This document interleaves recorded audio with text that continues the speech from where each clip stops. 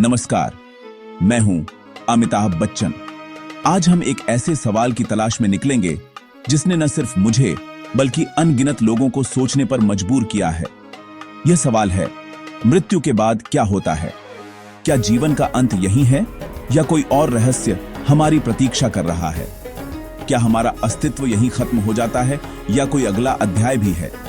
क्या मृत्यु के बाद भी हमारी कहानी जारी रहती है? यह सवाल हर धर्म, हर संस्कृति में बार बार उठता है।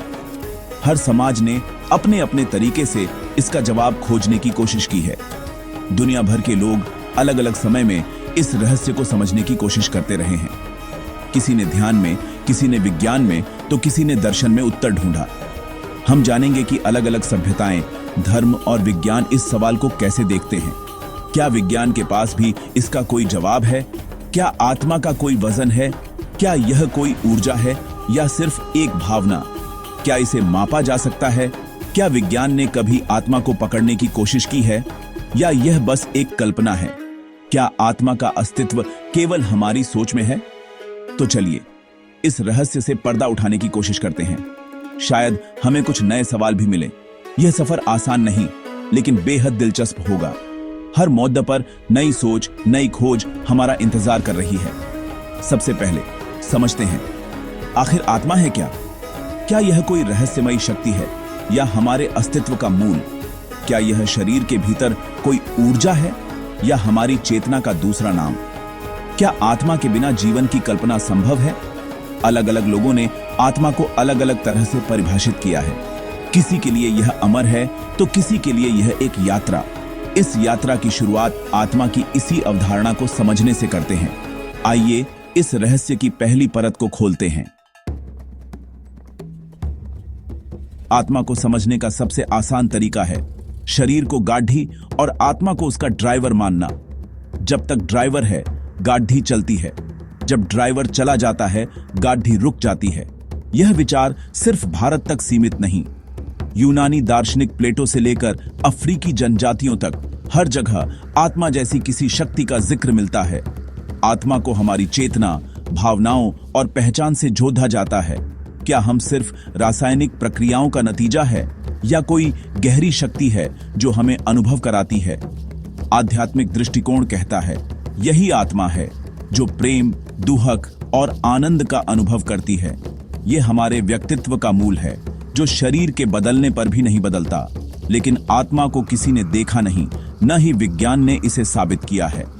यह पूरी तरह विश्वास और अनुभव का विषय है। अब जानते हैं हिंदू धर्म आत्मा की यात्रा के बारे में क्या कहता है। हिंदू धर्म के अनुसार आत्मा अमर है और शरीर बदलती रहती है, जैसे पुराने कपड़े उतारकर नए पहनना।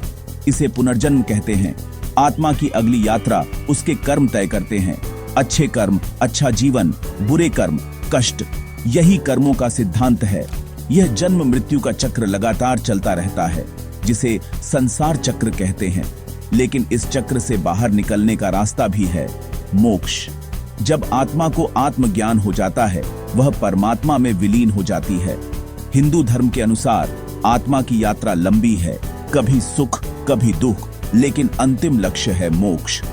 अब जानते हैं अन्य धर्म इस यात्रा को कैसे देखते हैं।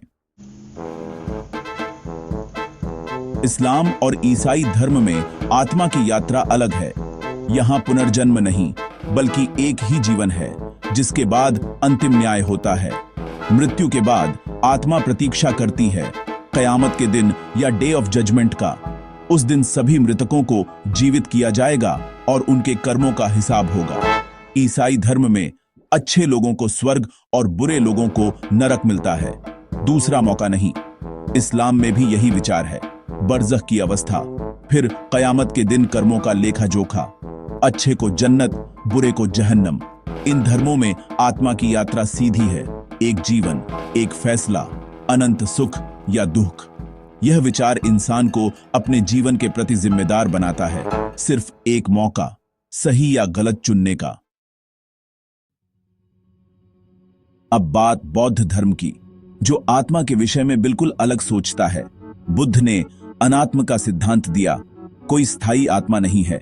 जीवन, रूप, वेदना, संझा, संस्कार और विज्ञान का अस्थायी मेल है। मृत्यु के बाद चेतना की धारा आगे बढ़ती है, आत्मा नहीं।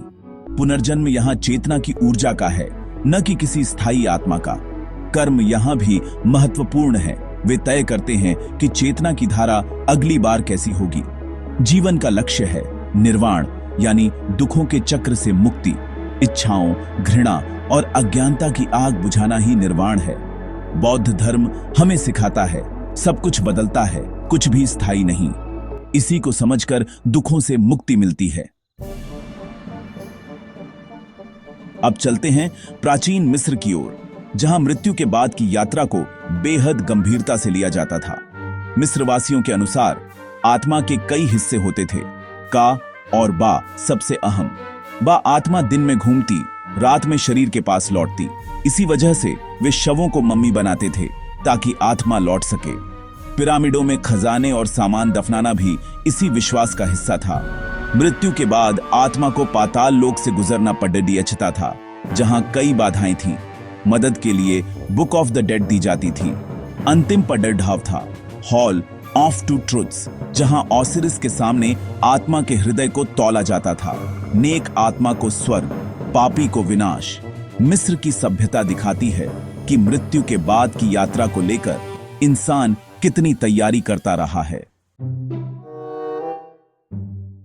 अब बात करते हैं विज्ञान की। क्या आत्मा का कोई सबूत है? विज्ञान कहता है नहीं। चेतना, यादें सब दिमाग की गतिविधियां हैं। आत्मा को न मापा जा सकता है, न देखा। डंकन मैकडॉगल के 21 ग्राम वाले प्रयोग को भी वैज्ञानिकों ने खारिज कर दिया। नियर डेथ एक्सपीरियंसेस यानी मृत्यु के करीब के अनुभवों को भी विज्ञान दिमाग की रासायनिक प्रक्रिया मानता है। विज्ञान के लिए आत्मा एक अमूर्त विचार है जिसे साबित नहीं किया जा सकता। लेकिन चेतना क्या है, यह विज्ञान के लिए भी अब तक एक रहस्य है। The hard problem of consciousness. कुछ वैज्ञानिक मानते हैं कि भविष्य में क्वांटम फिजिक्स शायद चेतना के रहस्य को सुलझा सके, लेकिन फिलहाल विज्ञान के पास आत्मा का कोई प्रमाण नहीं।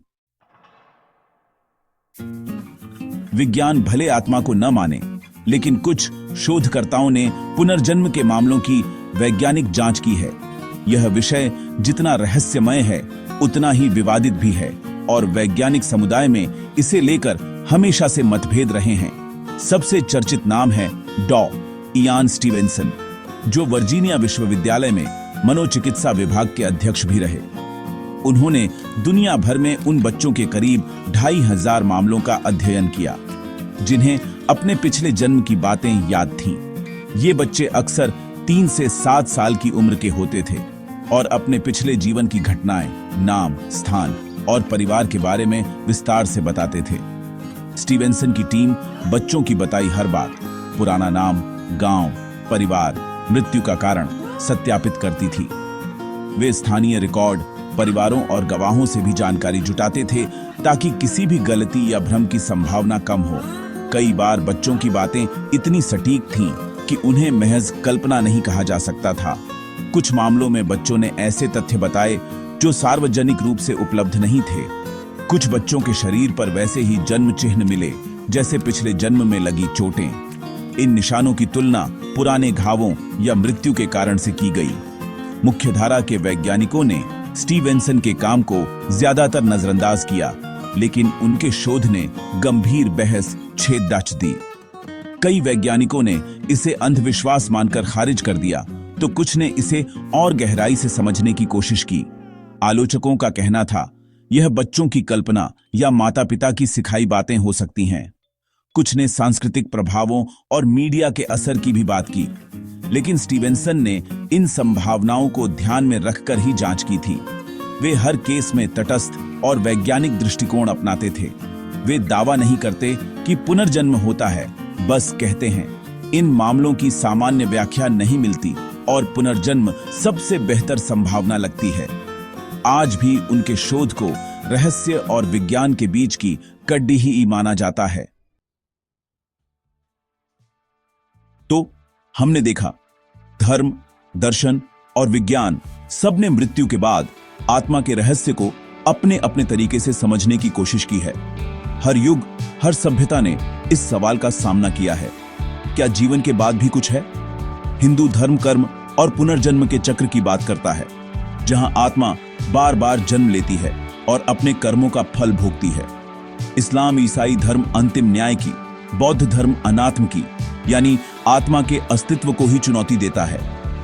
मिस्र की सभ्यता भव्य परलोक यात्रा की कल्पना करती थी, जहां आत्मा को कई परीक्षाओं से गुजरना पड़ता था।